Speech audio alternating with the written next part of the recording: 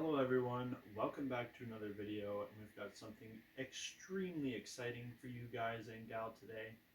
What is this I'm holding, you may be asking yourself? Well, that means you haven't been watching the last couple of videos on this channel, but I'll forgive you. It's okay. My heart's not broken. This here is a real 4-year-old Warhound Titan. Now you might be wondering, why does this one look slightly different than normal, Zach? An excellent question. That is because this was donated by our amazing channel sponsor, Lord of Skulls, with the purpose of kitbashing it into the most epic, badass, blood and skull loving corn machine that has ever walked the face of the earth. It is going alongside my World Eater's army, and it is going to be awesome. With that said, of course, please go show them some love so that they can continue to support me, support them, so they can support this channel, and all that good stuff. Before we jump into the part one of kitbashing this monstrosity, obviously it's nowhere near done. We got a lot more coming. For anybody who feels the need or the want to be a part of this project, please consider checking out the Patreon. It's only $1, and anybody on there will get their name featured on this Titan. I'm going to make some sort of a badass chaos banner. I'll put everybody's names on there. So, with that out of the way, all that boring crap, let's jump into part one of kitbashing a $1,000 model into hopefully something awesome. Let's get into it. Now, for those who have watched a lot of my more elaborate kit bash videos before, this is something I do quite often for these big projects. I like to sketch out the different components and just kind of like hammer out some ideas before I even touch the model, before I even get the model. So basically, as soon as I knew this thing was on its way, I started just really messily sketching out little random parts of it, coming up with ideas, just throwing things at the paper, and just so I have a better, place to start and to work with and know what kind of bits and stuff I'm looking for. So basically things that came to mind with this guy are of course things to make him look more corn or more world eatery. So looking at enlarging or adding additional tusks or teeth to the front. I know I have lots of bits for that from different like Seraphon things, or I could even like make some like nasty like rusty looking like metal ones by like chopping up sprues and stuff and like carving them. In enlarging the spiky like horn like thing on the top of his head, it's like kind of like warped metal on the Chaos Warhound, and it just doesn't really look like anything right now, so I'd like to make that into like almost like a crown or like bigger horns on that. They are not known for having like any melee capabilities, but the one thing they do is like Titanic stomps, so I want to add something to that to just make it like more over the top and ridiculous. So I'm looking at like adding like saw blades down there, maybe extra armor, also maybe some like mechanical tendrils somewhere on the Titan to spear people trying to climb it, or people infantry walking down underneath, as well as like some different like little guns. On the profile, it only has 2 guns. It's got its 2 big guns, and that's it. It's not like an Imperial Knight or any other tank or thing in the game where it's got tons of little like pintle weapons. It just doesn't. But if you read about them in the lore, they do. They do have little anti-infantry guns, usually around the head and stuff. So I'd like to look at adding a couple of those, just because I think it looks appropriate for something so big to have a couple like little guns just to like mow down some little infantry sneaking up on it and stuff that it maybe wouldn't use the big ones for, as well as possibly like a big gun on top. I'd like to add some sort of like an AA anti-aircraft turret on the top, because again, it seems like something this big and this valuable and special would have something like that. Moving on from there, I'd like some passengers. I'd like some world eaters actually riding on this thing. Again, like maybe some heavy weapons world eaters like riding on the top, shooting off its back and stuff.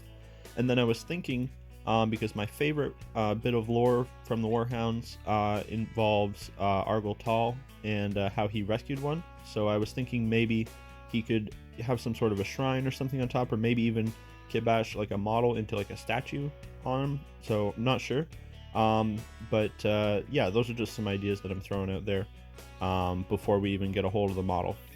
Now, this is what it looked like fresh out of the box from shipping. There's a couple little parts to glue back on, but honestly it shipped really well, and we're going to make good use of that work in progress yellow paint job that it came with.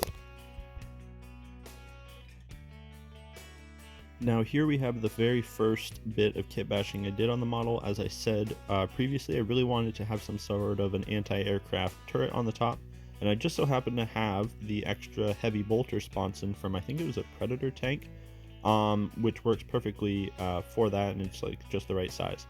So the top of the Titan is covered in this like chaos star that's like really ridged and sticks up, so it makes it not very flat at all.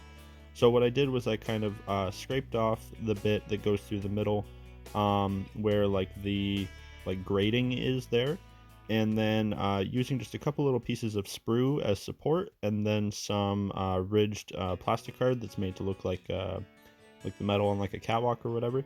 I just built like a little flat spot at just the back half of the grating, which I think looked good, and then just drilled a pin hole through the middle of that, and then was just able to attach the turret on there. As you can see, it even rotates and stuff. So that's that worked out pretty good in my opinion. Next up, as always, I got a bit carried away, as I do oftentimes with these projects, and started working on several different things at the same time. The first of which was the head. As you can see there, I've just taken the whole top hatch of the head off, and I'm working on green stuffing to make some of those horns, or whatever that warped metal is on top, a little bit bigger. I was kind of aiming for more like a spiky crown, but it ended up being just some extra big horns, making it look a little bit more evil, and just a little bit more crazy on the top there, a little bit more interesting, because it was just kind of, I don't know, it just didn't really do it for me before, but I think I'm pretty happy with how it looks now. It's pretty easy, as it's just like warped. I don't know how else to describe it, like just kind of like, it's not smooth metal up there, it's just kind of all like, looks like it's been really like dinged up. So pretty easy to just mush on some green stuff there, and then just kind of add some texture to it with the end of your tools, and it'll fit right in, just kind of following the patterns that are already there. And then so at the same time, I think it was while that was drying, I started working on some of the extra little turrets that I talked about. I decided to put one on either shoulder using the bolters from Space Marine Inceptors. They kind of work perfect, as like if you cut the hand off them, they look just like a little turret mounted bolter, similar to like a storm bolter you'd see on a Rhino or something. So I put one of them on either side near the hatches that open up on the shoulders, so like in theory the crew could pop out and like man them or reload them or whatever. So what I did for them was you cut it off the arm, drill a hole, put a pin through it, and then drill a hole near the turret and put that through there. Now, it was about this time that I opened up one of the hatches just by, carefully basically snapping it and then positioning it upwards. And I just happened to have an extra AdMech body from, I think it was the Iron Strider kit. I used that with some Genestealer Cult arms, and I modified the gun a little bit just to make it look a little bit more AdMech-y.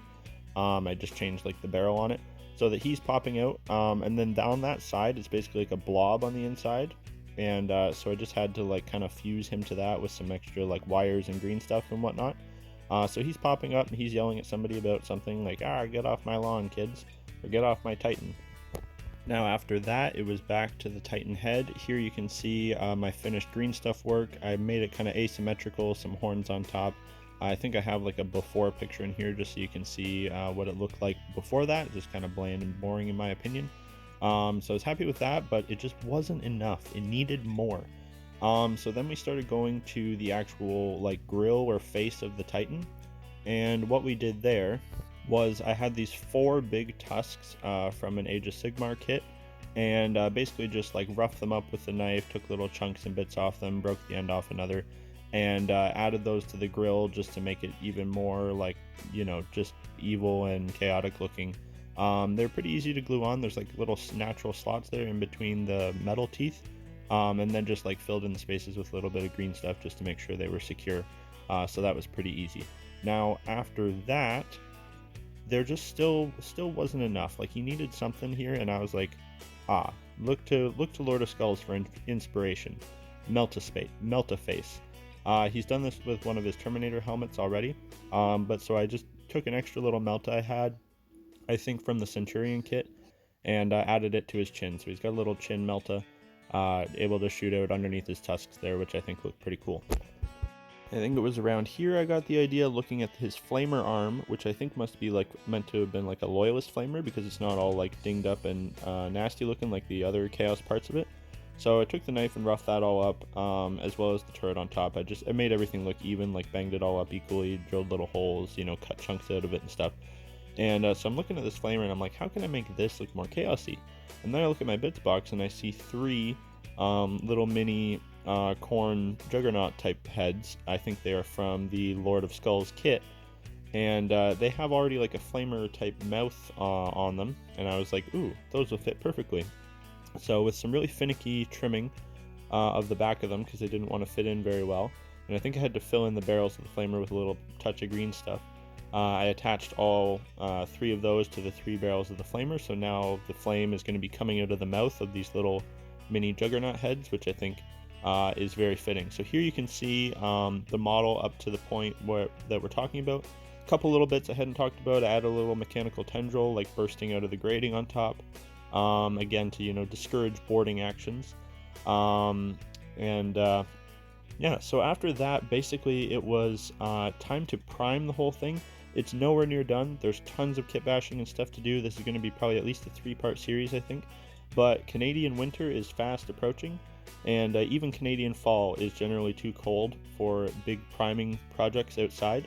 So I wanted to get the whole body primed. I can always do the little extra bits, you know, with the airbrush or whatever. But yeah, so, and again, I said we were going to use some of that beautiful yellow that was already laid down, even though it's not really a World Eater's color for me, but it's perfect for Titan hazard stripes.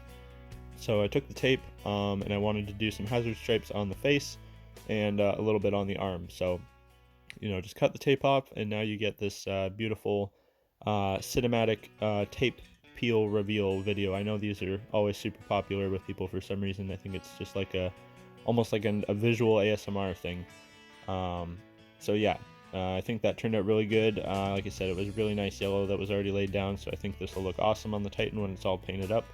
In my World Eaters colors, I do have the odd bit of hazard stripes on my stuff, so I think that was fine. Yeah, so this is basically where the Titan is at now. There's still a bit more to do on the top half, and then basically the next video is going to be the whole bottom half and all the crazy stuff that I have planned for that. After that, it's going to be like detail work, you know, chains, dead bodies, skulls, all that fun stuff. You know, I can make a good hanging dead body. I've done it so many times with my Kroot projects. So there's going to definitely be some of that, as well as the different characters and stuff that are going to be riding on top. So please, if you're not already, like and subscribe. Like I said, if you want to support the project or support the channel in general, the best way to do that is, of course, Patreon. It's only $1. You get to see all this work in progress stuff way early, so you'll know about the cool stuff that's being added before anybody else, as well as also getting your name on the finished Titan, whether it's a giant banner or on the actual armor itself. I'm not 100% sure yet. And then, yeah, as I said before, make sure if you're into World Eaters